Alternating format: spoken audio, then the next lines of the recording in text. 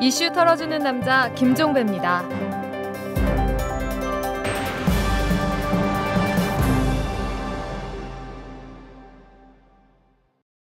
여러분 안녕하십니까, 김종배입니다. 자, 9월 9일 월요일입니다. 새롭게 한 주를 시작하는 날인데요. 오마이뉴스의 이주영 기자가 이 한 주의 이탈남문을 열어드립니다. 어서 오십시오. 안녕하세요. 네, SNS 한 뉴스 시작할까요? 네, 지난 5일 개봉한 영화 천안함 프로젝트가 개봉 이틀 만에 영화관 메가박스에서 상영이 중단돼 논란이 일고 있습니다. 네. 천안함 프로젝트 제작사에 따르면 메가박스는 일부 단체의 강한 항의 시위 예고로 관람객 간의 현장 충돌이 예상됐다며 일반 관객의 안전을 보장하기 위해 배급사와 협의해 부득이하게 상영을 취소하게 됐다고 상영 금지 이유를 밝혔습니다. 이에 제작사는 당황스럽다는 입장입니다. 천안함 프로젝트는 적은 개봉관 수에도 불구하고 개봉 첫날부터 다양성 영화 박스오피스 1위, 전체는 11위를 기록하며 이미 주말 예매가 상당수 진행되고 있었다는데요. 또 주말 서울 지역 메가박스에서 감동 무대 인사도 예정돼 있었다고 합니다. 영화관 쪽에서는 갑작스럽게 영화 상영을 중단한 것은 한국 영화 사상 전혀 없던 일인데요. 이를 두고 트위터에서는 많은 반발이 일고 있습니다. 특히 개봉 중간에 상영 중단이라니 말도 안 된다, 관객의 권리를 막는 것이다 등의 반응이 많았습니다. 한 트위터 이용자는 안전이 염려되면 경찰을 부를 것이지 상영 중단이 웬 말일까, 법원도 상영 허가한 영화를 철회하는 이 사회는 그야말로 무법천지다라고 비꼬아 말했습니다. 자신을 대학생이라고 밝힌 또 다른 이용자는 우리 아빠 세대에도 없던 초유의 사태라고 한다. 옛날보다 못한 이러한 상황에 말문이 막힌다라고 전했습니다. 진짜 개봉하다가 중간에 끊는 경우 저도 기억이 없어요. 네. 메가박스의 이번 조치가 사실상 사상검열 아니냐는 의혹도 제기됐습니다. 트위터에는 메가박스가 직간접적으로 정치적 압박을 받은 것 아닌지 의심된다. 정치 분위기가 문화를 통제하고 검열하는 듯하다는 글들이 올라오기도 했습니다. 한 유명 트위터리어는 이제 대한민국이 영화도 마음대로 못 만들고 못 보는 나라가 됐다. 북한과 다를 게 뭘까? 나라를 이 꼴로 만든 자들이야말로 진정한 종북, 내란 음모 세력이다라고 주장했습니다. 또 천안함 프로젝트는 무언가를 까발리는 영화가 아니라 진실이 대체 뭐냐고 묻는 영화다. 궁금한 거 묻지도 못하는가? 대한민국은 지금 냉전 반공 이데올로기가 지배하는 경직된 사회가 됐다. 역사는 진보한다고 하는데 우리나라는 전혀 진보하지 않았다고 꼬집어 말했습니다. 이주영 기자는 혹시 보셨어요? 아니요, 못 봤습니다. 그러게요. 그러니까 더 궁금하네요. 네. 그죠? 네. 자, 다음 소식은요. 국내에서 첫 동성 결혼식이 지난 7일에 열렸습니다. 영화감독 김조광수와 레인보우 팩토리의 김승환 대표가 이날 오후 서울 종로 청계천 광통교 앞에서 많은 참석자들의 축하를 받으며 결혼식을 올렸는데요. 우리나라 처음이죠? 네. 예. 그러나 동성 결혼에 반대하는 몇몇 시민들은 이날 결혼식에 회방을 놓기도 했다고 합니다. 특히 한 기독교인은 동성애는 죄악이다, 동성애가 사회를 파괴한다며 오물을 뿌려대 결혼식이 잠시 중단됐기도 했습니다. 이를 두고 트위터에서는 오물을 뿌린 기독교인의 행동이 지나쳤다는 비난이 이어졌습니다. 동성애에 대한 찬반 의견은 다를 수 있지만 자신의 생각이 무조건 옳다고 타인에게 폭력을 행사하는 것은 잘못됐다는 겁니다. 한 트위터 이용자는 종교의 본질은 행복 추구다. 되지도 않는 해석의 잣대로 세상을 재단하는 것이 아니다. 특히 예수는 모든 사람을 사랑한다는 철학을 대표한다. 만일 예수가 김조광수 감독의 결혼식에 참석했다면 이들의 사랑을 축복했을 것이다라고 지적했습니다. 또 다른 이용자는 김조광수 감독의 결혼식 행사에서 호모포비아의 실체가 드러났습니다. 막연한 혐오, 동성결혼의 권리를 오물투척으로 막으려는 어리석음으로 나타났습니다.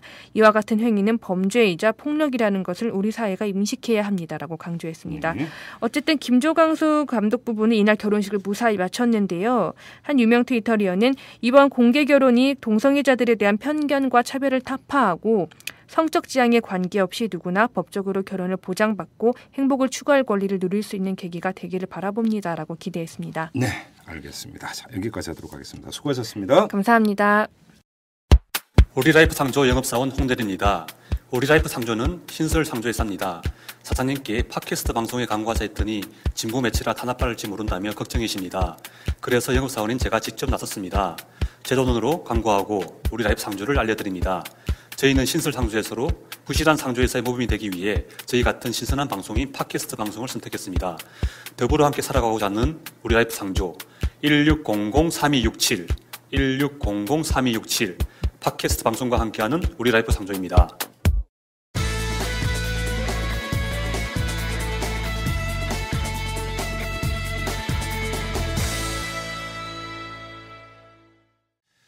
네, 새누리당과 서울시 간의 이 무상보육비를 둘러싸고 아주 공방이 갈수록 첨예해지고 있습니다. 이런 가운데 정의당이 어제 이 국회, 정부, 지자체 이 3자가 참여하는 협의체를 구성을 해서 이 문제를 풀자 이렇게 제안을 했는데요. 자, 오늘은 이 문제를 털어보도록 하겠습니다.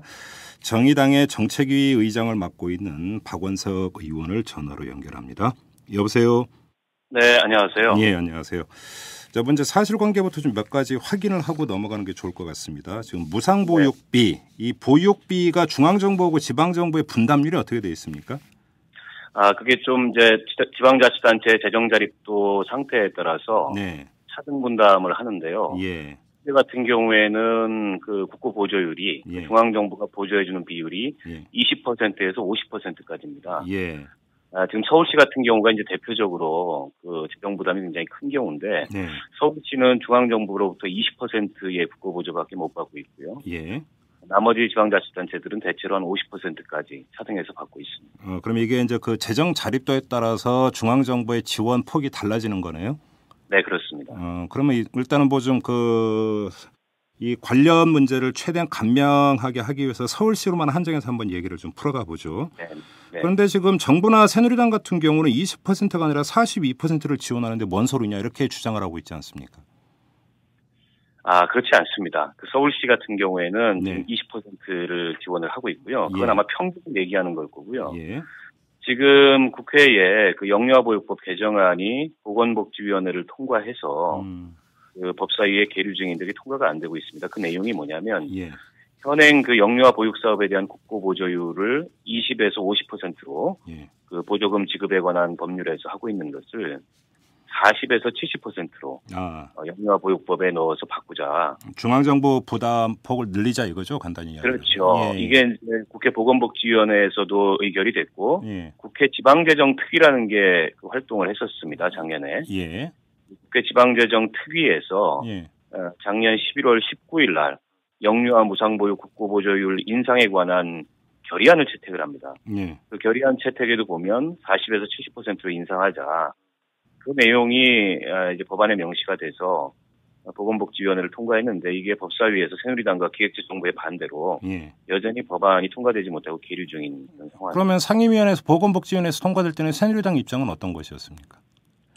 그 새누리당 입장 같은 경우에는 사실은 이건 그 민주당 지방자치단체장들이 있는 곳에만 해당하는 게 아니고 예. 지금 보면 6월 4일 날 예. 전국 시도지사 협의회를 포함해서 지방 4대 협의체에서 영유아보육법 개정안의 국회 통과를 요구하는 공동성명서를 발표했고 네. 이 공동성명에는 김문수 경기도지사를 비롯해서 네. 새누리당 지방자치단체장들도 같이 연명을 했습니다. 뿐만 아니라 6월 19일에 보면 서울, 인천, 경기 3개 시도지사 명의로 영유아보육법의 6월 임시국회 통과를 강력히 촉구하고 네. 전액 국비 지원 사업으로 전환을 건의하는 공동 합의문을 발표했습니다. 그럼에도 불구하고 지금 새누리당이 법사위에서 이 법안을 통과시키지 않는 이유는 대표적으로 이 지방재정의 부담이 가중돼 있는 곳들이 수도권의 지방자치단체들입니다. 수도권의 지방자치단체장들이 대체로 민주당 자치단체장들이 많다 보니까 매년 지방선거를 앞두고 다소는 정략적인 이유로 이 법안을 통과시키지 않고 있다고 저희는 판단하고 있습니다. 그렇게 보시는 거군요.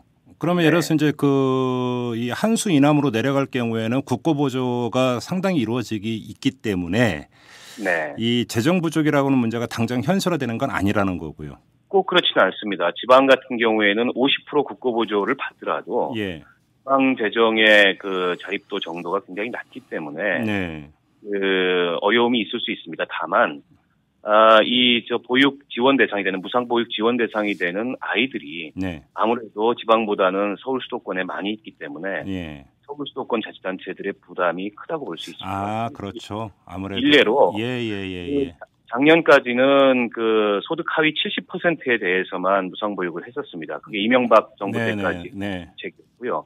박근혜 대통령 공약으로 소득 상위 30%까지 포함해서 전 계층 무상 보육으로 확대를 했고 이건 잘한 정책입니다. 그렇죠.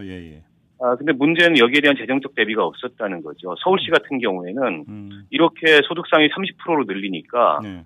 그 보육 지원 대상이 되는 영유아 전체에 네. 그 42%가 일거에 늘었습니다. 예. 21만.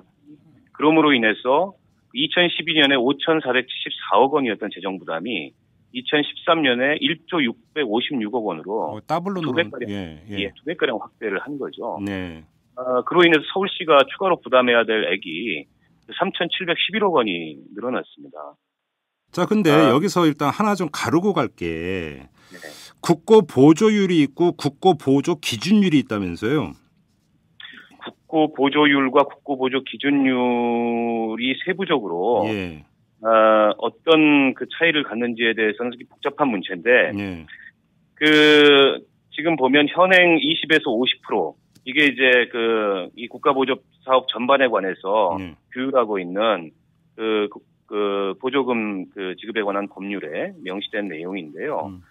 이걸 기준으로 해서 이제 차등 보조율을 또 정하도록 되어 있습니다. 네. 플러스 마이너스 5%, 플러스 마이너스 10%, 플러스 마이너스 15% 이렇게 세분해서 적용을 하는데 아마 그걸 지금 의미하는 얘기인 것 같고요. 그러니까 간단하게 이야기를 하면 지금 예산 편성 단계에서 예산 편성 단계에서는 서울시를 기준으로 할까요? 중앙정부가 20%만 지원을 해주는데 네. 정부나 새누리당의 이제 주장은 뭐냐면 나중에 사후에 가서 22%를 더 지원을 해주기 때문에 실제로 중앙정부가 서울시에 지원해주는 무상보육비는 42%다. 이거거든요. 이야기하는 바가. 그런데 그거는 그렇게 볼 수가 없습니다. 왜냐하면 예. 지금 현재 올해 같은 경우에는 네. 많은 지방자치단체들에서 추가 경정 예산을 편성하거나 예. 서울시처럼 지방채를 발행하는 빚을 내거나 예. 빚을 내는 거죠. 추경 예산도 그렇고 지방채도 그렇죠, 그렇고. 그렇죠. 예. 이게 전제되지 않으면은 사후적인 보조금을 지급 안 하겠다. 예. 이렇게 지금 중앙 정부에서는 얘기를 하고 있거든요. 그렇죠. 결과적으로는 정부에서 얘기하는 주장을 할 수는 있겠지만 예. 그 재정이라는 게 또 예산이라는 게 매 집행 시기마다 예. 사실은 계획이 있고 짜여져 있는 것입니다. 네. 그렇기 때문에 지방자치단체로서는 당장에 빚을 내야 되는 부담이 발생을 합니다. 그러니까 저도 여기서 이해가 안 가는 게 그건데요. 어차피 중앙정부가 지원을 해줄 건데 네. 그러면 예산 편성 단계에서 우리 42% 지원해 줄게 하면은 서울시 입장에서도 예산 짜고 운영하는 데 훨씬 더 쉬울 거 아닙니까? 그런데 일단 20%만 지원해 줄 테니까 나머지 부족분은 니네가 추경을 편성을 하든 지방채를 발행을 하든 해서 조달하고 나중에 우리가 정산해 줄게 이런 거잖아요. 간단히 이야기를 하면. 왜 꼭 이렇게 해야 됩니까? 그게 아마 이제 지방재정도 그렇고 국가재정도 그렇고 네. 시기마다 유동성이라는 게 있지 않겠습니까? 예. 사전에 예산 편성액이 있고 네. 또 집행 내역이 있고 추후에 결산을 하는데 예. 그런 예산 집행 시기마다의 이해관계가 서로 다르다고 얘기를 할 수 있을 것 같고요. 예.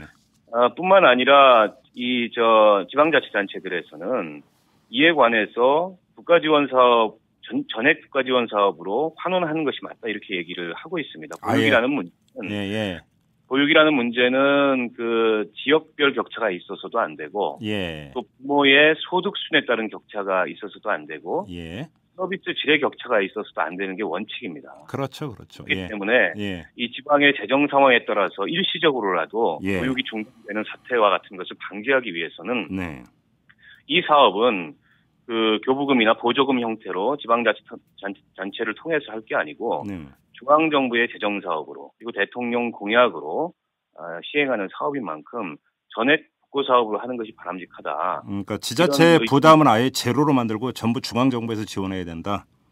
예, 그런 의견들을 내고 있고 저도 그것이 바람직하다고 생각을 합니다. 그런데 무슨 지금 박근혜 정부는 지금 대선 때 내걸었던 복지 공약에 따르면 재정 절벽이 온다 이렇게 이야기를 하고 있는 판 아닙니까? 그게 가능하겠습니까, 근데?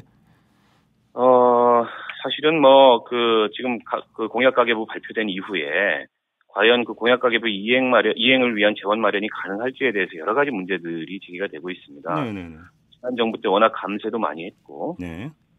그에 따라서 재정 대책이 좀 특별하게 세워져야 되는데, 감세 기조는 이어가면서 비과세 감면을 현실화하고 지하 경제를 양성화한다는 대책을 마련하고 있지만, 그것만으로 과연 공약 이행 재원 마련이 가능할까라는 의문들이 굉장히 많이 있고요.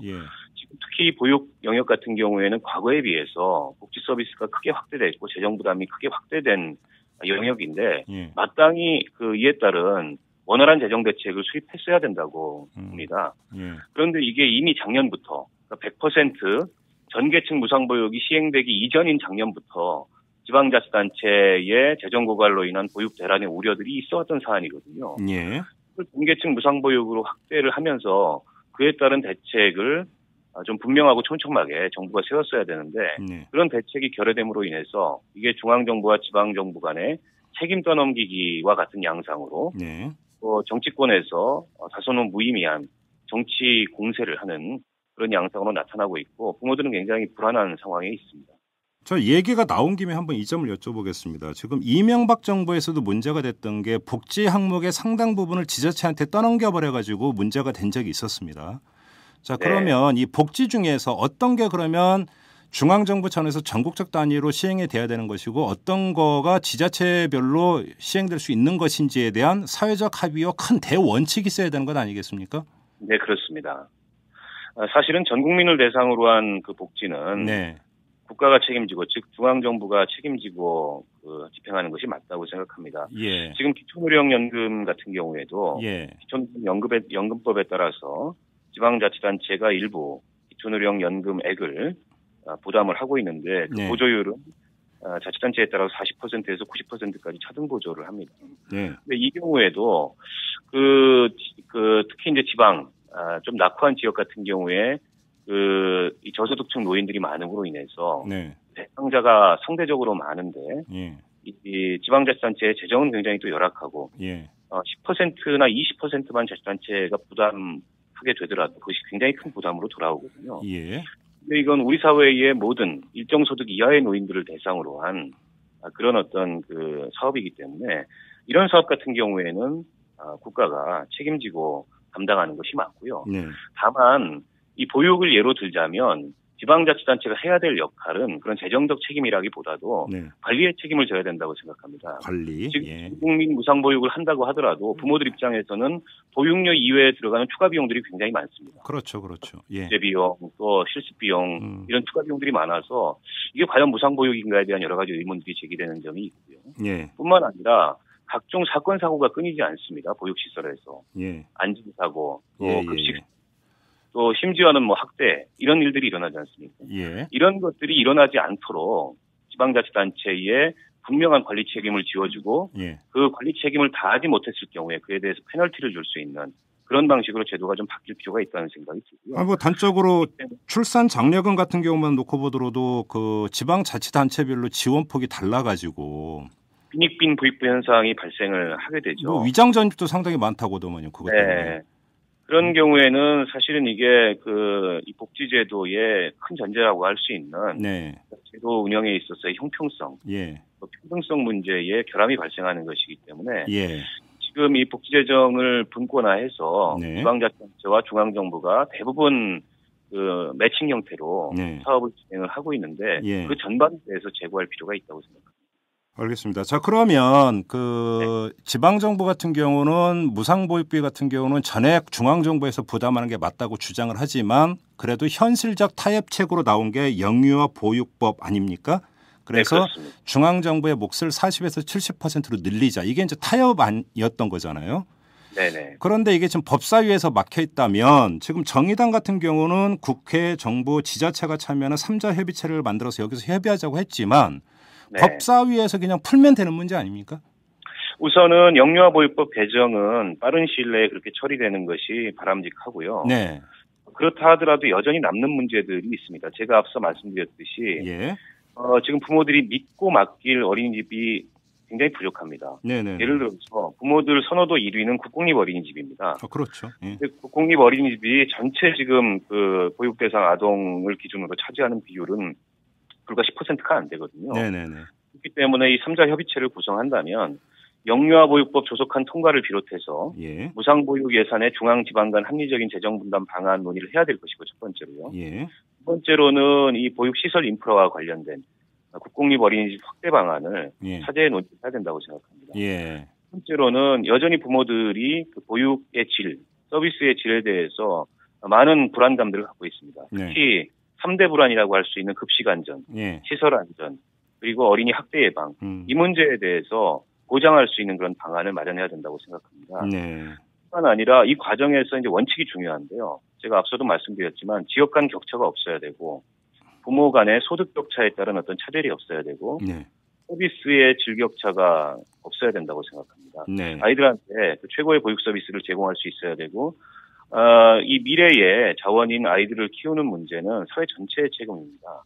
그렇기 때문에 이거는 그 국가 사업으로 국가적인 과제로 격상시켜서 이 여야 간에 혹은 중앙정부와 지방자치단체들 간에 다양한 이견들을 넘어서 큰 틀의 사회적 합의를 이끌어낼 필요가 있다고 생각합니다. 근데 이 3자 협의체 구성을 해서 그러면 그러니까 그 참여를 해서 합의를 보면 그것이 이제 관련 법안에 투영이 되면 되는데 정의당 같은 경우는 3자 합의를 위한 특별법 제정 이 이야기까지 꺼냈으면 특별법까지 필요한 겁니까? 일단 그 보육의 문제를 국가적인 과제로 그 사회적 합의의 방식으로 추진해 가고자 하는 그런 선언적인 의지를 담은 특별법까지도 생각해 볼 수 있다라는 것이 저희 제안이고요. 물론 이건 특별법이 있어야만 3자 협의체가 가동될 수 있는 것은 아닙니다. 그렇죠. 지적 합의를 통해서 충분히 지금이라도 가동할 수 있는 것이고 다만 필요하다면 이런 수단을 통해서라도 머리를 맞대고 논의해서 해결해야 될 과제라고 저희는 생각하고 있습니다. 각 당에 제안을 하셨죠? 오늘 제안서가 각 당과 그 전국의 광역자치단체에 제안이 될 예정입니다. 일단 어제 일단 그 보도를 통해서 일단 알려졌는데 반응은 좀 나왔습니까?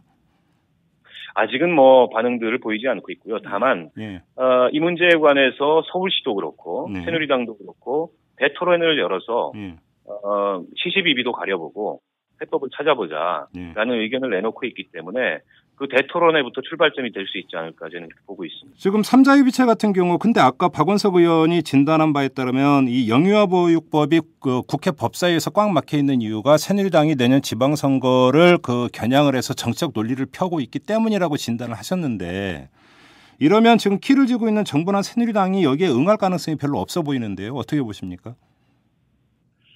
저는 좀 정부나 새누리당이 그 태도를 바꿔야 된다고 생각합니다. 이게 박근혜 대통령의 공약입니다. 그리고 대통령의 공약 이행 과정이 있는 것이고 공약 이행 과정에서 계속 이렇게 지방자치단체하고 재정 문제를 둘러싸고 충돌을 일으키는 모습이 결과적으로 저는 정부 여당에 부담이 된다 정치적으로 보고 있기 때문에 이 문제를 가지고 작은 이익을 생각할 게 아니고 국가적 과제라고 제가 앞서 말씀드렸지 않습니까? 이 보육 문제가 갖는 어떤 그런 사회적 의미에 대해서 저는 새누리당이나 정부도 충분히 이해하고 있으리라는 생각이 들고 단기적인 어떤 이 정치적 유불리 이런 걸 떠나서 좀 큰 틀에서 이 문제를 해결하기 위한 대승적인 자세로 저는 차제 문제 해결에 나섰으면 좋겠다고 보고요. 제가 왜 이 말씀을 드리냐면 내년 되면 똑같은 논란이 반복이 됩니다. 현재 상태에서는. 지금 영유아 보육법 통과 안 되고 그리고 지금처럼 지방자치단체들의 여러 가지 재정적 부담이 누적돼 있는 상황에서 또 내년 이맘때 시기가 돌아오면 또 추경 예산을 편성해야 되거나 지방채를 발행해야 되거나 똑같은 상황에 내몰리게 되거든요. 그리고 지금 국세 수입도 상반기에 예정된 수입이 많이 안 들어왔지만 지방세도 마찬가지입니다. 경제가 어렵기 때문에 가뜩이나 지방자치단체들이 지방세수 부족에 인해서 여러 가지 어려움을 겪고 있는데 이 똑같은 문제와 똑같은 논란을 내년에도 반복할 거냐. 저는 이건 누구에게도 좀 바람직한 결과가 아니라고 보고 그렇기 때문에 차제의 이 문제를 큰 틀에서 해결하자 이런 제안을 드리고 싶습니다. 알겠습니다. 마지막으로 지금 새누리당의 최경환 원내대표가 어제 밝힌 바에 따르면 양당 정책위 의장하고 이 정부 장관 그다음에 박원순 시장이 참여하는 TV 토론을 갖자 이렇게 제안을 했어요. 이건 어떻게 받아들이십니까? 그러면? 일단 양당 정책위 의장으로 제안하신 건 유감이고요. 이 문제에 관해 국회에 있는 모든 정당들이 다 내용을 갖고 있고 문제를 제기했기 때문에 양당으로 국한한 문제는 아니라고 생각하고 저는 토론회 자리는 바람직하다고 생각합니다. 다만 그 토론회의 성격이 이 사안을 둘러싸고 어떤 이 정치적인 공방을 주고받을 것이 아니고 이 문제 바람직하고 생산적인 해결 방안이 무엇인지를 모색하는 하는 바람입니다. 알겠습니다. 자, 무상보육과 관련해서는 질문을 여기서 마무리하도록 하고요. 추가로 좀 통합진보당 문제와 관련해서 한두 가지 질문만 좀 드리도록 하겠습니다. 지금 네네. 정의당 같은 경우는 당론으로 체포동의안에 그러니까 찬성표를 던지기로 당론으로 결정을 했고요. 이 통합진보당 문제가 불거졌을 때 일관되게 계속 비판적인 입장을 견지를 했는데 그럴 수밖에 없었고 또 그래야만 하는 사안이었다고 보셨던 겁니까? 그렇습니다. 우선은 이 정치인과 정당에게는 사법적인 책임 이전에 정치적 책임이라는 게 따른다고 저는 생각합니다. 예. 이른바 녹취록 그 존재에 대해서 통합진보당에서는 부인하고 있지만 그 내용이 왜곡됐다고 주장하고 있지만 지금 국민들은 상당수 그 녹취록이 사실에 가까울 것이라고 믿고 있고 그렇게 된 이유는 통합진보당의 거듭된 말바꾸기와 오락가락하는 해명 때문이었습니다. 근데 그 녹취록에 있는 내용은 사실은 우리 국민적 상식으로 또 우리 헌법의 그 가치로 납득할 수 없는, 용납할 수 없는 수준이었습니다. 그렇기 때문에 이 문제에 대해서 분명하게 입장을 표명하고 또 국정원이 정치적 의도를 가지고 이 사건을 접근하는 것에 대해서는 국민들이 나서서 경계해달라 이런 태도를 취하는 것이 맞았다고 봅니다. 그리고 저는 이석기 의원이 자발적으로 수사에 응해서 당당하게 진실을 밝히고 잘잘못을 가리겠다 이런 태도를 취했어야 되는데 그런 태도도 저는 아니었다고 보고요. 그런 상황에서 체포동의안이라는 것은 유무죄를 판단하거나 구속력으로 확정짓는 그런 절차가 아닙니다. 수사기관이 하는 수사에 따라 그런 의미에서 국회에서 체포동의안을 처리를 했고 저희 정의당도 그런 입장으로 체포동의안에 찬성을 했습니다. 저는 이번 사안이 굉장히 복잡한 사안이고 여러 가지 그 판단의 기준들이 엇갈리는 사안입니다만 이번 사안을 제대로 처리함으로 인해서 더 이상 우리 사회가 그런 한편의 냉전적인 어떤 반공 이데올로기 또 다른 한편의 극단적인 어떤 민족주의 이런 편향으로부터 벗어나서 좀 합리적인 그런 보수와 합리적인 진보가 경쟁하는 그런 사회로 갔으면 하는 바람을 갖고 있습니다. 알겠습니다. 그 심상정 의원 같은 경우는 그 SNS를 통해서 국민은 헌법 밖의 진보를 용납하지 않습니다. 이제 이런 멘션도 그러니까 날리신 바가 있는데 그러니까 이런 것들을 보면서 일각에서는 이런 지적을 하는 사람도 있습니다. 정의당이 내지 심상정 의원이 너무 국정원에서 주장하고 있는 혐의점을 무비판적으로 받아들인 것 아니냐. 이런 그렇지 지적. 않습니다. 저희 정의당에서는 국정원의 정치적 의도를 충분히 경계했고 또 대공수사권의 폐지를 일관되게 주장했고 그에 관한 법안도 냈기 때문에 국정원이 이 사안에서 손을 떼고 검찰로 모든 증거와 수사 기록을 넘겨서 검찰이 수사하게 만들어야 되는 일관된 입장을 유지했습니다. 헌법 밖의 진보라고 얘기한 것은 자칫 그것이 그 진보가 그러면 합법주의의 영역 내에 있어야 되느냐, 실정법의 영역에 있어야 되느냐 이런 반론을 제기하시는 분들이 있는데 헌법이라는 것은 시민 불복종의 권리까지를 포함한 그런 어떤 그 가치 기준입니다. 실정법을 의미하는 것이 아니고요. 저희 진보정의당은 사상의 자유를 옹호하고 존중하는 정당입니다. 그렇기 때문에 비록 소수이더라도 그 사람이 가진 사상으로 인해서 또 그 사상을 표현한 것으로 인해서 탄압을 받는다면 거기에 대해서는 용납할 생각이 없습니다.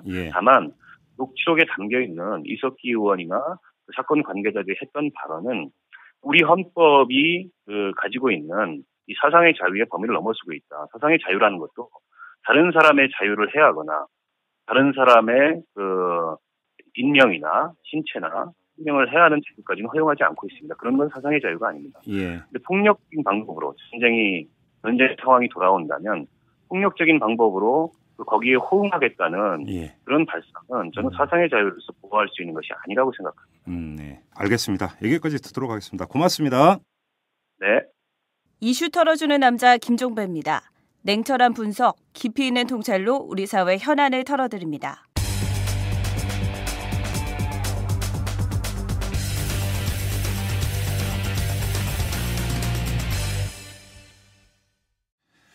김종대의 돈, 권력, 군사 시간입니다. 자, 그 디펜스 21 플러스의 김종대 편집장 모셨습니다. 어서 오십시오. 안녕하세요. 네, 국민TV에도 입성을 하셨어요. 글쎄요. 저희하고는 상의 한마디 없이. 조금 마음에 걸렸어요. 그래서 좀 서운하실지 모르겠는데 대신 양쪽에 더 최선을 다하겠다. 근데 이탈남 대충 하다 접으려고 그랬거든. 예, 그러셨어요. 예. 아예 지금 자기 목에 비수를 겨누고 있어요. 예, 그래서 네. 아니 이제 그런 일 없이 그죠? 예, 저가 팟캐스트에 입문하게 해주신 곳이 바로 이털남인데 어떻게 의리를 저버립니까 제가? 네, 그 있을 수 없는 일입니다 그런 거. 그러세요? 예. 네. 앞으로부터는 이제 두고 보겠습니다. 네. 자, 오늘 한번 물 건너가 보죠. 일본으로 좀 가야 될 것 같은데. 예. 이 아베 정권의 움직임이 심상치가 않습니다. 예. 그렇죠? 그렇죠. 원래 그 DNA가 그래서 그렇다고는 할 수는 있겠지만 이게 지금 한반도에 미치는 영향이 경우에 따라서는 적지 않을 수도 있기 때문에 이 문제를 좀 짚지 않을 수가 없을 것 같은데.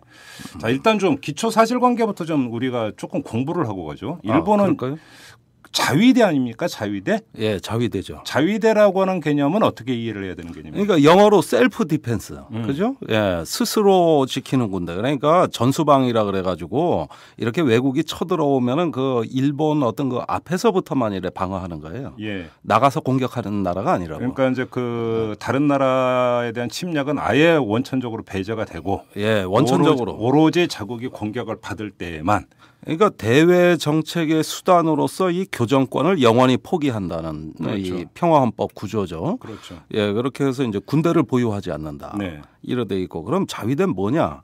그건 뭐냐면은 그 자기의 어떤 전수방위 말하자면은 어떤 일본 본토 방위를 위해서만 어떤 소극적 방어 어떤 작전을 하는 이런 군대만 갖겠다. 그러니까 이거 지금 그 아베 정권이 헌법까지 평화헌법까지 손대가지고 이거를 바꾸려고 한다라고 하는 것은 단순하게 얘기를 하면 경우에 따라서 우리나라는 다른 나라로 군대를 보낼 수도 있는 길을 열겠다. 그게 바로 이제 집단자위권이라고 하는 그 얘기인데 그 이번에 어떤 그 헌법을 바꾸지는 않는다는 거예요. 해석 개헌이래요. 해석 개헌. 그렇죠. 예, 헌법을 바꾸지는 않지만 조항은 그대로 놔두지만 사실상 개헌인데 그건 뭐냐? 해석을 달리하는 거예요. 예, 해석 개헌이란 말 들어봤어요? 전 처음 들어봤어요. 그래서 우리나라로 치면 법제처 장관까지 아예 교체를 해버린 거 아닙니까? 교체했죠. 그 프랑스 대사로 나가 있던 양반이 이제 그 헌법의 해석을 달리하면은 집단적 자위권을 행사할 수 있다. 예, 이런 지론을 피던 양반을 불러들여가지고 이제 법제처 장관을 맡겨가지고 이걸 재해석하게 하는 전문가 간담회를 진행하고 있어요. 여기서 이제 간담회가 끝나면 그 전문가들이 포괄적인 집단자위권 행사 의견을 낼 것으로 예상이 됩니다. 그러면 연말에 이제 신방위계획 대강이라고 우리로 얘기하자면 일종의 국방백서 같은 거예요. 그렇죠. 예, 여기에다가 이 내용을 반영해가지고 이제 본격적으로 그 집단적 자위권을 행사하려는 이런 어떤 긴박한 움직임이다. 그런데 일본이 그 전에도 유엔 평화유지군으로는 참여한 적 있잖아요. 그 이제 옛날에 걸프전 때 돈만 대주고 아무런 군사적 역할이 없었다 그래서 수표 외교다, 돈 외교다 이래가지고 국내에서 여론의 질타가 심했어요.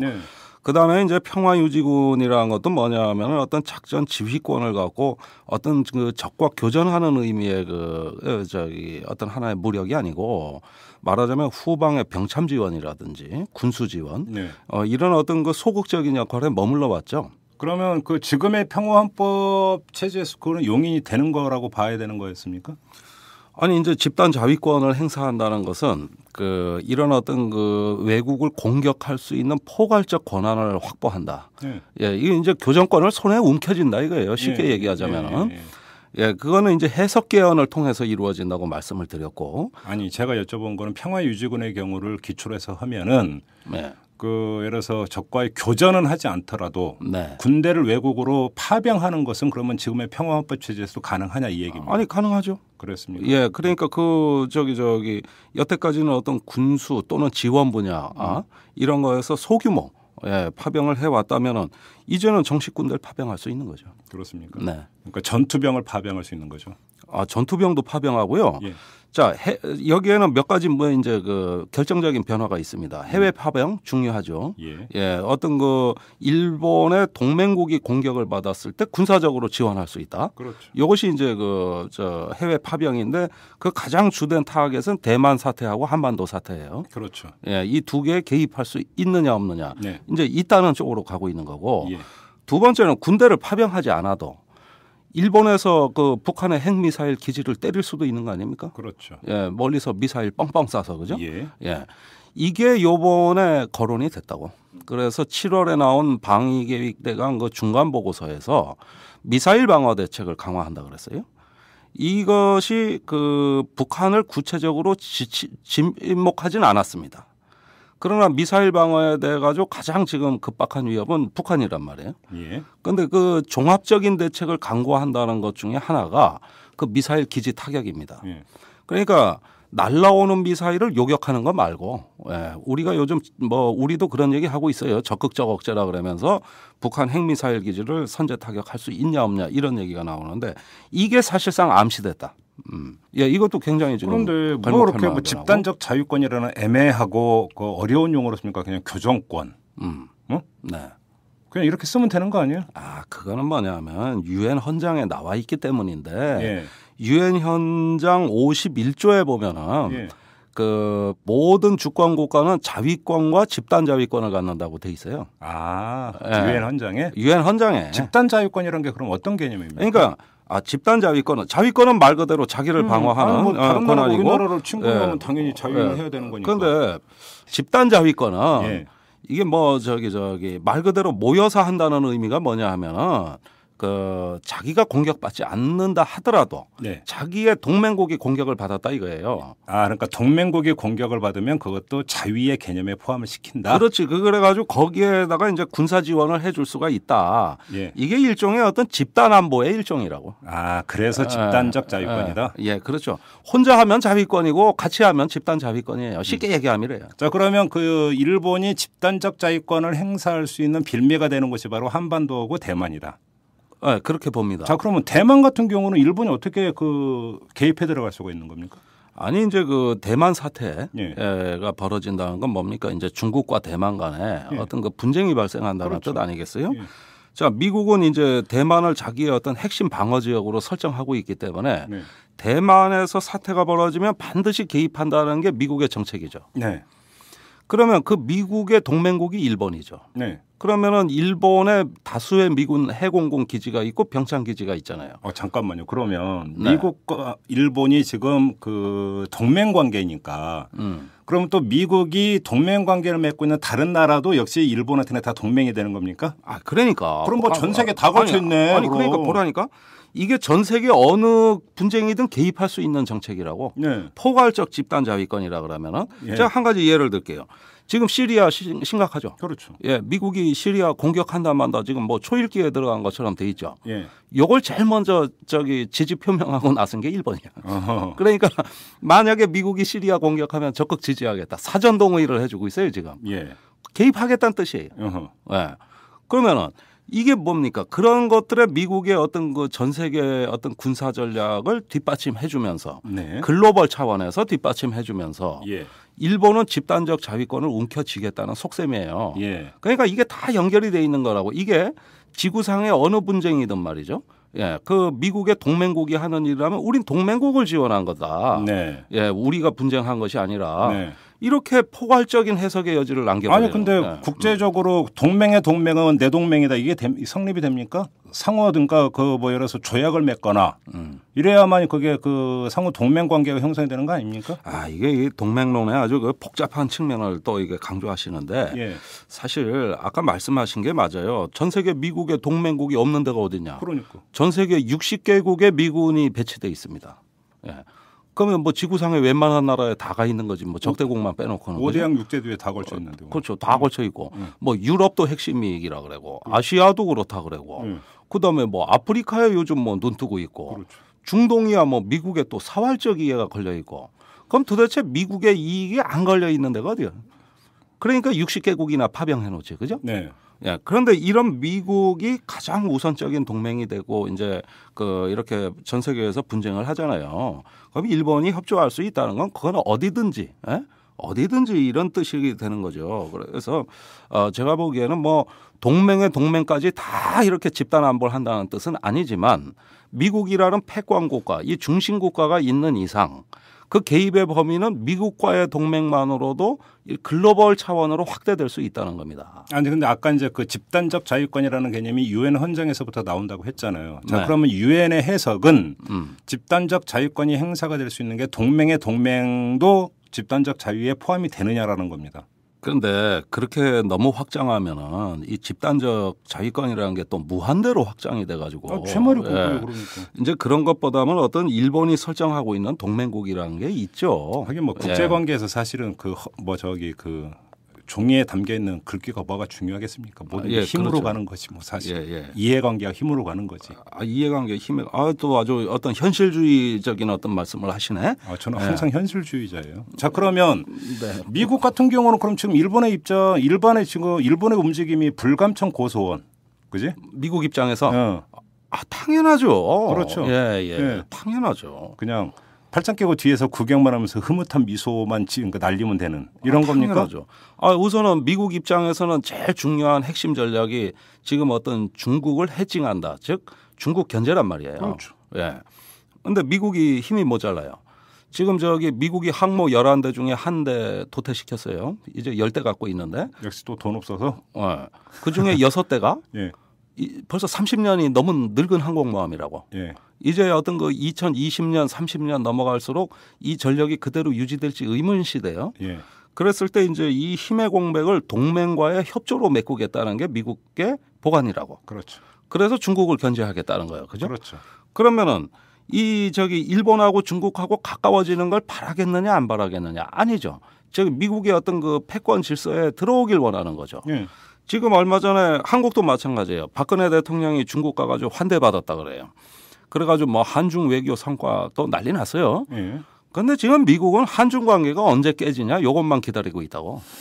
그러니까 이 세력 균형을 어떤 질서를 형성해서 그 세력 균형은 뭡니까? 자기와 동맹국이 중국이라는 새로 떠오르는 거대한 세력에 맞서는 이런 어떤 재균형 정책이라고 한단 말이죠, 이게.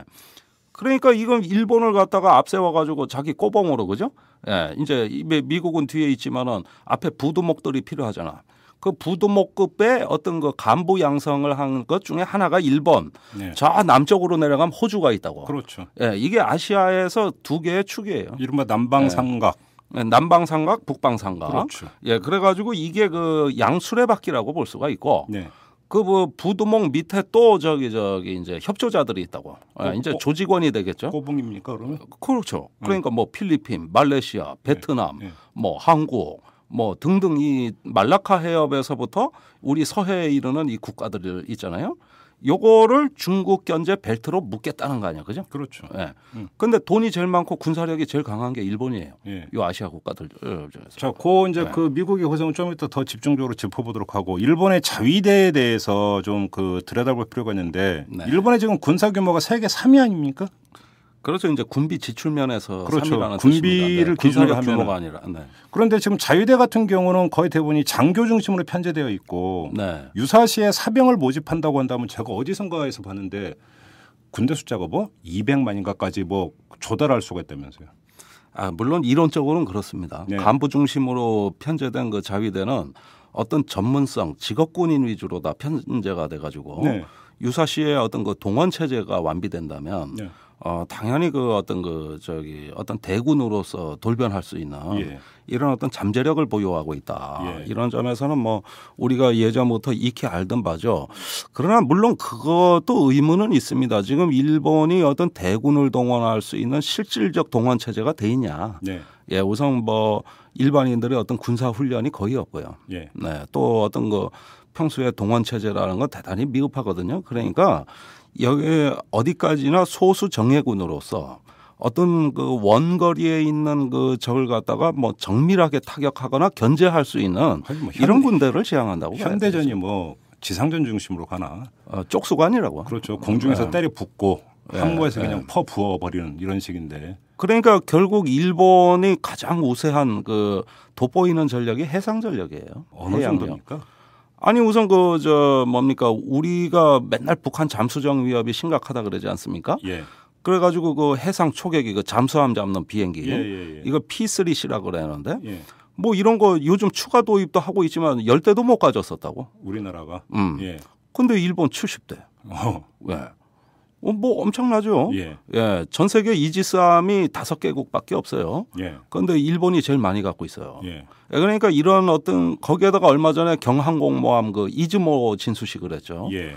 예, 이거는 뭐 헬기가 뜨고 내리고 뭐 하는 건데 앞으로 센카쿠 열도에서 이제 분쟁이 벌어졌을 때 군사력을 투입할 수 있는 거죠. 예. 예, 이런 어떤 그 저 경항공모함이라든가 우리나라 해군 전력은 잽이 안 됩니까?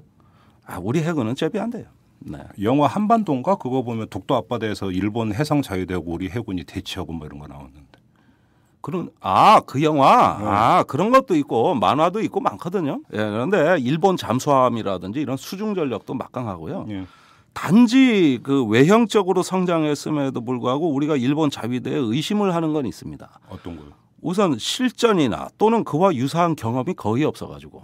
예. 예, 이게 테스트가 안 된 군대라고 이게. 그러니까 이제 잔뜩 쟁여놓긴 했는데. 네, 쟁여놓긴 했는데 반면에 우리 군대 보십시오. 뭐 천안함, 연평도, 동해에서 잠수정 사건 매일 훈련. 예. 그저 뭐 저기 그냥 자위대도 훈련을 할 거 아닙니까? 얼마 전에 보니까 그 뉴스 보니까 뭐 육상 자위대인가 무슨 포격 훈련인가 뭐 하는데 뭐 관람인원이 뭐 2만?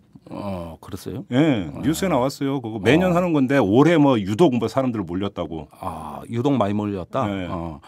근데 저는 어떤 일본 자위대 동향뿐만 아니라 일본의 그런 현상 자체. 네. 예. 그러니까 어떤 일본이란 국가가 지금 어떻게 변모해가고 있느냐. 이게 더 우려스럽다고 봐요. 그렇죠. 예. 근데 이제 뭐 그것까지 얘기하자면 너무 얘기가 확장이 되니까. 아니 확장이 되는데 우리가 하도 요즘 북한 핵이다 미사일이다 이런 얘기에 가려져 가지고 예. 우리 주변 질서가 변화하고 있다는 것의 심각성을 별로 눈여겨보질 못했다. 혹시 이건 소설 차원인데 일본에 예를 들어서 뭐 이 그 해상 전력, 잠수함 전력 이런 것들을 기초로 할 때 네. 일본이 몰래 우리 동해에서 예를 들어서 뭐 그 작전까지는 아니고 군사 연습을 한다든지 이럴 개연성은 없을까? 아니 우리 동해는요.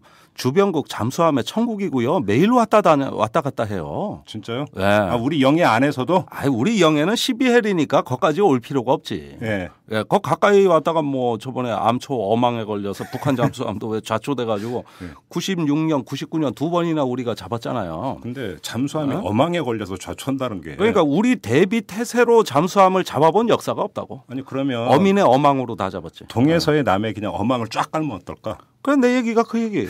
예. 그러니까 어민들이 다 잡아준 잠수함이지. 언제 우리 군대가 잠수함 잡았어? 그래요? 예, 반잠 수정은 잡은 적이 있어요. 예.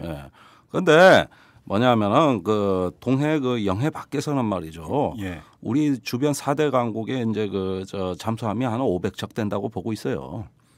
그래요? 예, 거기서 기동하고 러시아, 있는 중국, 잠수함이 일본, 뭐 미국, 하여간 전 세계에서 잠수함이 아주 득실득실 거리는 데가 우리나라 동해예요. 그 심해에서 교통사고 안 납니까 그러면? 아니 그런데 아주 천혜의 잠수함 작전 지역인데 예.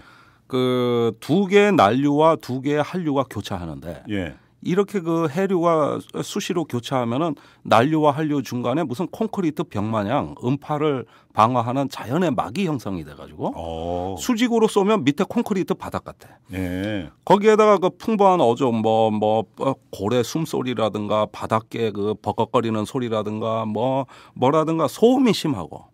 바닷개 버걱거리는 거 좀 뻥이다. 그런가? 그렇다던데. 고래 숨소리는 제가 인정하겠어. 예. 원래 바닷속에 이렇게 음파가 더 훨씬 음파가 훨씬 많고.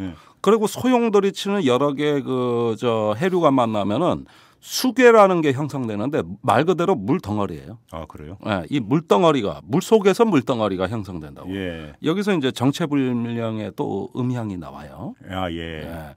이러면은 이런 자연음과 잡음을 제거하고 어떤 특정 국가의 잠수함을 식별한다는 것은 참으로 어려운 일인데 이 시동을 걸지 않고 가만히 있으면은 그 위에나 그 밑으로 잠수함이 지나가도 자기 아래 위에가 뭐가 있는지 모른다고. 그렇죠. 네. 식별이 안 되는 거지. 그러니까 잠수함을 잡는 건 잠수함밖에 없어요.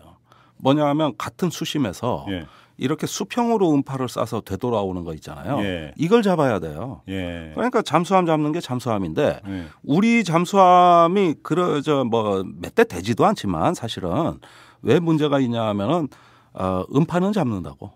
네, 그렇죠. 그런데 음파에서 잡음을 제거하고 나오는 기계음이 어느 나라 잠수함인지 식별을 못한다고. 아하, 그렇지.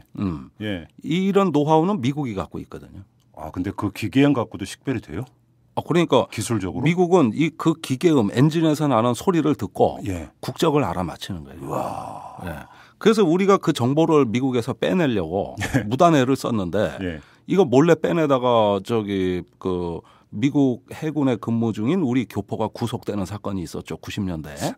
그 유명한 로버트 김 사건이 그거. 그게 그거예요? 예. 바로 그거였는데 우리 해군 워싱턴 무관이 미 해군의 그 정보국에 근무하는 로버트 김을 접촉해 가지고 그때 당시에 이제 북한 잠수함이 그 강릉에 쳐내려오고 아주 심각했으니까 이 음파 정보를 수집하다가 이것이 FBI에 걸려서 미행을 당했거든. 그래가지고 그 로버트 김이 이제 검거가 돼가지고 지금까지 형기가 안 끝났어요. 중형을 받았잖아요. 중형을. 알겠습니다. 이렇게 잠수함의 세계에서 정보 전에는 우방도 없고 동맹도 없어요. 아무튼 해상자위대 전력은 그렇게 일본이 막강하고 공군 자위대는 어떻습니까? 공군은 말이죠. 일본하고 우리 공군은 어떤 그 참 비교하기가 곤란한 어떤 그 전혀 다른 그 발전 경로를 겪어왔어요. 어떻게요? 이거 내가 저번에도 얘기했는데 일본은 무조건 개발이라고. 무조건 생산이라고. 우린 무조건 구매라고. 그렇지. 그러니까 일본은 이제 전투기의 자체 생산 국가로서 꾸준히 준비를 해왔단 말이죠. 그러니까 이제 F-35를 얼마 전에 구매했다 그러지만 그 내용을 보면은 자국 생산이에요. 그냥 구매가 아니라고. 이런 식으로 해가지고 독자적인 전투기 또는 유사시의 전투기 개발을 해서 이제 명실공히 전투기 생산국으로서 이렇게 도약할 수 있기 위해서 무수히 많은 선행 과정을 거쳐왔습니다. 뭐 F-15J를 자체적으로 성능 개량하고 개발하고 말이죠. 또 어떤 독자 전투기를 개발하려다 미국의 방해로 좌절되긴 했지만 어쨌든 그런 어떤 시도가 있었고 지금도 그거는 뭐 계속되고 있다. 이런 점에서 이제 그 하나의 우리보다 한 30년 정도 앞선 국가입니다. 일본이 F-15를 운용한 게 제가 기억하기로는 70년대입니다. 우리는 2002년에 결정해서 2000년대 후반에 그죠? 이때 했으니까 이것만 해도 같은 기종이라 하더라도 30년 차이가 나잖아요. 그죠? 자, 이런 식으로 우리보다는 어떤 그 첨단 전투기를 거의 뭐 30년 앞서서 눈을 떠온 국가라고 해도 과언이 아니고요. 거기에다 미쯔비시, 가와사키 이런 어떤 그 사실 이 2차 대전 주범들입니다. 요 기업들은. 그렇죠. 그래서 히로시마에 미국이 원자탄을 나가사키 히로시마에 떨어뜨린 이유가 거기 히로시마 군수공장이 거기 있었다고. 그래가지고 표적도 그리로 잡았는데 전후에 망한 줄 알았더니 또 살아나가지고 이 기업들이 지금 동북아의 최대 군수기업이 돼버렸네. 이러면서 이제 선박과 항공기에 대한 어떤 기술 축적. 그리고 일본은 이제 패전국이라서 외국의 견제를 많이 받기 때문에 기술을 정부가 직접 갖고 있는 게 아니라 기업에 다 숨겨놨다고. 이렇게 해서 마치 어떤 그 대외적으로 안 하는 것처럼 이렇게 은폐된 어떤 그 연구 개발, 그죠? 이런 것들 엄청나죠. 그렇죠. 자, 이제 우리의 주된 관심사는 일본이 저런 식으로 갔을 때 한반도에 어떤 영향을 미칠 것인가. 이게 이제 주된 관심사인데. 그럼 이제 미국의 전략은 미국, 일본, 한국의 하나의 군사적 일체화를 이루는.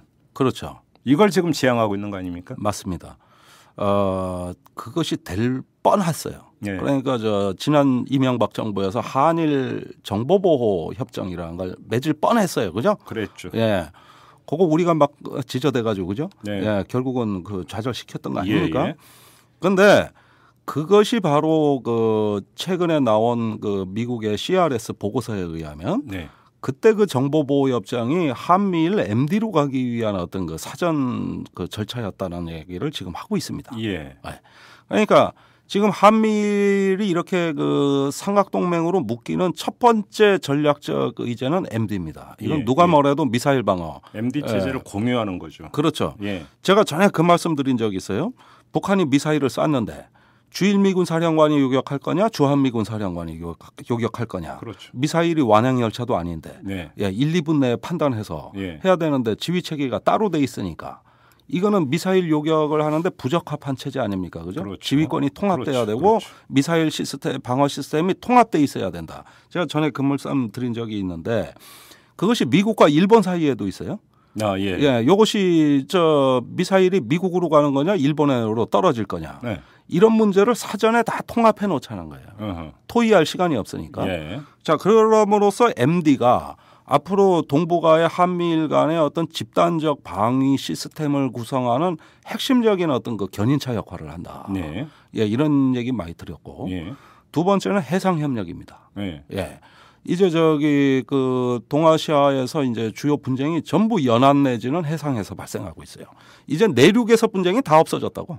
아시아에서는 이제 내륙의 영토 분쟁 또 이런 것들이 다 없어졌어요. 국가 간의 분쟁도 없어졌고. 네. 그 군사적 에너지가 전부 바다로 기어 나왔다고. 그렇죠. 센카쿠라든지. 센카쿠 열도, 쿠릴 열도, 또 말라카 해협 남사군도, 서서군도, 그죠? 맞아요. 예, 이런 것들을 해가지고 맨날 싸우는 게 도서 지역이라고. 네. 그 다음에 아시아에서 가장 그 부유한 도시들이 전부 연안에 있다고. 아, 그렇죠. 예, 상하이, 청도, 그죠? 북경도 사실 연안 국가고, 우리 서울, 인천, 그죠? 대만의 타이베이, 보십시오. 이제 전부 바다로 몰려서 여기서 이제 그 가장 역동적인 발전을 하고 있는 거죠. 그러니까 여기에서 이제 물류가 중요해졌고, 네. 그런 해상 교통로 확보, 또 해양에서의 어떤 항해 자유 확보, 더 나아가서는 해양에서의 패권 확보. 그렇죠. 예, 이것으로서 이제 주된 어떤 그 국가 간의 대결 양상이 됐기 때문에 해상 협력이 굉장히 중요합니다. 그래서 미국과 일본이 주로 많이 하는 게 해상 군사 훈련에 아시아 국가들을 참여시키는 거. 예, 이것이 이제 굉장히 중요해졌고. 예. 그다음에 이제 사이버 안보 또 이런 게 있어요. 예, 그런 것들을 위해서 이제 국가 간의 협력을 한다든지 이제 어떤 그 비군사적 임무 사이버뿐만 아니라 마약 밀수라든가 테러라든가 그죠? 어떤 초국가적 위협에 공동으로 대비한다든가. PSI 같은 경우도 그 범죄에 들어갈 수가 있는 거예요. 그렇죠. PSI가 이제 대량 살상무기 확산 방지 구상이라고 그렇죠. 해상에서 그걸 차단하겠다. 그렇죠. 예, 이런 어떤 것들이죠. 이렇게 되니까 어떤 안보의 세계화가 걷잡을 수 없이 진행돼서. 자본의 세계화에 이어서 안보의 세계화입니까? 이거 참 내가 또 어려운 말 해야 되는데 이 군사에서의 세계화는 금융과 자본의 세계화보다 적어도 15년 앞서서 추진된 것들입니다. 이게. 네. 예, 레이건 때 그 SDI 별들의 전쟁 그런 거 전 지구적 방어 체계 그죠? 예, 그 다음에 세계화가 이제 전 지구적으로 금융이 왔듯이. 예. 그러니까 황금이 가는 곳에 군사력이 따라가고 또 군사력이 있는 곳이 안전하다고 믿고 황금이 그리로 가고 이런 어떤 양자 간의 이런 어떤 상호관계가 형성이 되면서 바야흐로 이제 어떤 그 동북아의 이 생존과 번영 또 이런 어떤 놀라운 도약이 어떤 군사 질서의 재편으로까지 이어지고 있어요. 문제는 중국 아닙니까? 중국이 이 움직임을 가장 예민하게 지금 받아들이는 데가 중국 아니에요. 그렇죠. 자기네를 향한 거라고 보니까. 그렇죠. 예. 그러면 이른바 이게 예를 들어서 그 한반도에서부터 대만, 말라카야 이렇게 쭉 이어지는 해상 벨트라고 하는 게 이제 중국 봉쇄 이 구상이라고 만약에 그렇게 읽는다라고 한다면 중국도 그러니까 팔짱 끼고 구경만 할 건 아니지 않습니까? 아니 그래서 중국은 그런데 군사적으로 당장 미국에 맞설 수 없으니까 우선 경제를 통해 가지고 그렇죠. 예. 지금 아시아 국가들이 중국하고 전부 무역 흑자를 보고 있습니다. 예. 전부 중국 때문에 먹고 살고 있어요. 아까 그 미국의 그 안보 협력을 한다는 베트남이건 말레이시아건 싱가포르건 무슨 이 아시아 국가들이 안보는 미국에 협력하지만 사실 경제는 다 중화 경제권으로 들어갔다고. 그렇죠. 그러니까 전부 중국 때문에 먹고 살고 우리도 그래요, 사실은. 예. 그러니까 이 아시아 국가들의 이제 양다리 걸치기. 그러면 미국의 구상이 그거는 말 그대로 지네들만의 아전 인수식 구상일 수도 있다라는 결론으로 도달이 되잖아요. 그러니까 미국의 어떤 재균형 정책이 다분히 경제력에서 밀리는 어떤 미국의 다른 식의 어떤 그 보완책이 이제 안보 협력. 말하자면 좀 억지죠. 그렇죠. 재균형 정책이라는 게 이게 세력으로 나눠가지고 냉전식의 어떤 질서를 만들자는 얘기인데 그게 말이 됩니까 그게? 그런데 이 중국은 이 사람들의 특유의 어떤 중국인의 기질은 굉장히 멀리 봐요. 아니 뭐 일희일비하네요. 그래. 그러면서 탱장이 길게 봐. 해봐. 뭐 이런 거. 놀아봐. 그런데 중국도 언젠가는 이제 이 문제에 부딪힙니다. 우리 말라카 해협은 말입니다. 예. 전 세계 해상 물동량의 3분의 2가 지나가는 곳입니다. 원래 그 해적의 원조가 말라카 해협에 있다는 얘기 들으셨어요? 소말리아 해적전에? 아 그래요? 아 거기 그 원래 해적이 득식을 되는 데가 말라카 해협이래요. 그 재밌네. 예, 고속봇 그러니까 그 고속정 타고 와가지고. 그러니까 이제 소말리아 해적은 아류. 아 그렇구나. 네. 그런데 물동량의 3분의 2에다가 저 페르시아야만에서 그 호르무즈 해협을 통해서 나온 그 원유가 네. 이 가장 많은 수요처가 있는 아시아로 북상하는 길목이고, 그렇죠. 그 다음에 이런 어떤 그 에너지와 물류의 전 세계 핵심 중의 핵심이 이 말라카 해협이라고 길이가 6,000km 정도 돼요. 네. 예, 이런 긴 해협이 아시아 국가들을 다 지나고 있는데 이거는 중국의 생명선입니다. 네. 또한 미국으로서도 중국의 어떤 그 견제할 수 있는 이런 하나의 어떤 그 핵심 길목이라고 볼 수 있어요. 그러다 보니까. 우리 천안함 사건 때 어땠어요? 저 서해에서 미중 대립한 거 보라고. 예. 조지 워싱턴호가 서해 들어온다니까 중국이 발칵 뒤집히잖아요. 그렇죠. 이렇게 어떤 서로 힘겨루기가 있는 앞으로의 어떤 핵심 지역이 바로 이 어떤 그 해양 시레인이다. 그다음에 그 시레인이 중간 지나갈 때 중간중간에 있는 거를 전략적 관문이라고 영어로 초케 포인트라 그런다고. 이걸 누가 차지하느냐. 네. 그러니까 누가 더 많은 항구를 차지하느냐 경쟁으로 됐어요. 예. 그러니까 아시아 국가들은 행복해요. 미국이 와서 안보 서비스 해주겠다 그러지. 중국이 무역 열어줘서 먹고 살게 해주겠다 그러지. 네. 예, 이렇게 해서 이 아시아의 군소 국가들이 많은 반사 이익을 보고 있죠. 네. 그런데 이것이 좋을 때는 이익이지만 심각해지면 그러면은 새우등 터지는 거지. 고래등 새우등 터지는 무슨 거지. 고래등이 터져? 고래등도 터져 나중에. 새우등을 넘어서. 네. 예. 그렇죠. 그럴 때는 이제 천안함 사건 나고 우리 서해에서 안보의 주역이 남북한인데 항공모함 들어오니까 우리가 밀려나고 미중이 주역이 되면서 우린 단역으로 밀리잖아, 그죠? 그렇죠. 예, 그때는 말도 못해요. 근데 지금 그 대중관계에서 이제 경제적 요인을 언급을 했는데. 2년 전인가요? 3년 전인가 그 중일 관계가 아주 첨예하게 됐을 때 중국이 딱 원샷으로 끝내버렸잖아요. 그렇지, 맞아요. 생각고 아니 그 히토리오 우리 수출 안 해. 그러니까 일본이 깽하고 그냥 가버린 거잖아. 한 방에 갔죠. 한 방에 갔잖아. 그냥. 이렇게 본다면 중국과 일본 우리가 지금 그 예사롭지 않게 지금 지켜보고 있는 게 생각구 열도가 이게 화약고가 돼가지고 중일 간에 그래서 분쟁이 만약에 나타난다면. 이 불똥이 우리한테 튀는 것 아니냐라고 하는 우려가 있잖아요, 사실은. 근데 그것에 완충 기제가 경제일 가능성도 있는 거 아닙니까? 아니 그러니까 바로 그래서 히토류라는 경제적 수단으로 분쟁이 해결됐듯이 예, 그런데 그 뒤에도 일본이 절치부심을 했잖아요. 그래서 국유화가 계속 추진되고 그렇죠? 예, 이런 것들을 봤을 때는 그것은 단기적으로는 중국의 승리가 맞습니다. 그러나 장기적으로 봤을 때 일본이 그렇게 호락호락 물러설 나라가 아니에요. 거기에다 대만이 와서 정작 물대포 쏜 건 대만이야. 나 그것도 웃겨. 중국하고 싸우는 줄 알았는데 대만 배가 와가지고 일본에 물대포 쏴버려. 그러니까 이게 국가 간의 다자 간의 그 경쟁인 듯 하면서도 그런 각축전인 듯 하면서도 또 장기적인 어떤 어떤 분쟁 구도를 마련하고 있고 우리는 또 이어도 문제가 있고요. 그렇죠. 예, 그다음에 이제 독도 문제가 있고 많아요, 사실은. 예, 이런 것들이 대기 중이기 때문에 이걸 강 건너 불러 보면 안 됩니다. 그 이전에 이것을 해결하는 것은 역시 지정학적 관점에서의 세력 균형이 아니라 지경학적 관점에서의 상호 의존. 그렇죠. 예, 이런 걸로 어떤 분쟁보다는 협력 또 그러면서 집단 안보로 가야 돼요. 지금 일본의 집단 자위권이 위험한 근거는 이겁니다.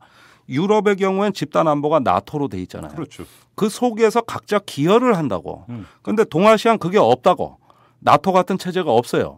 그런데 어느 한 국가가 이렇게 집단 자위권을 들고 나오면 우리 동의 없이 한 거잖아요. 예, 대만이나 중국 동의 없이 하는 일방적 행동이 돼버린다고.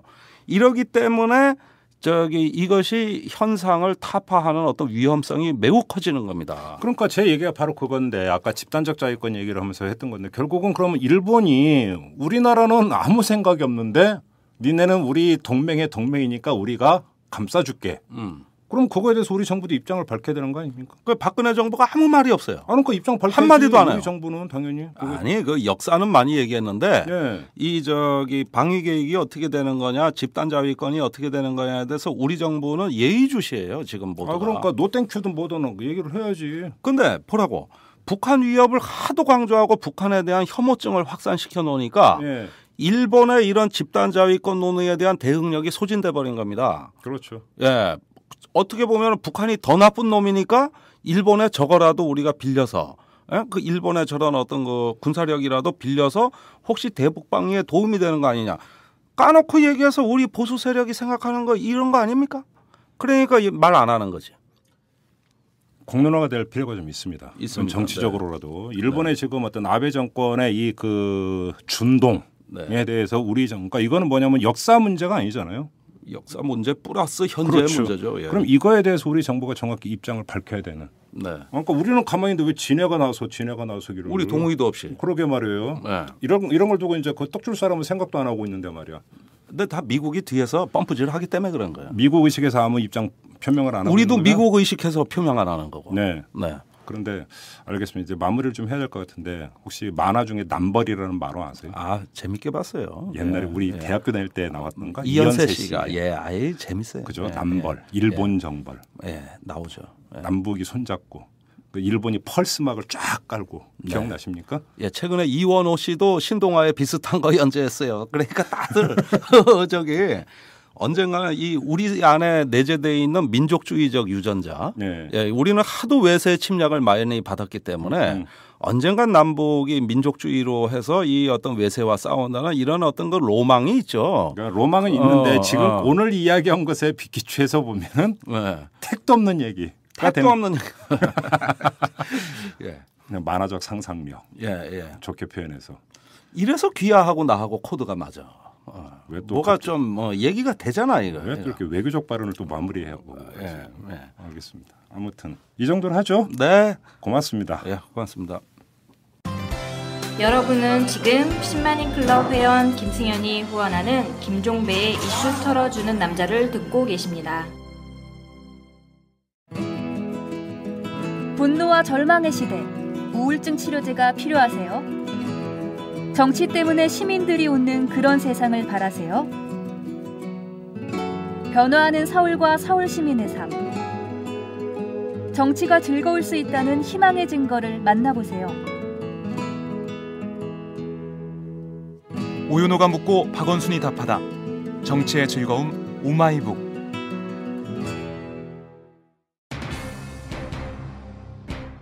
네, 시간은 어김없이 흘러갑니다. 또 한 주가 시작이 되는데요. 여러분 활기찬 한 주 보내시기를 바라고요. 특히나 건강 잘 챙기시는 한 주 되시기 바라겠습니다. 자, 오늘 방송은 여기서 마무리하도록 할게요. 여러분 고맙습니다.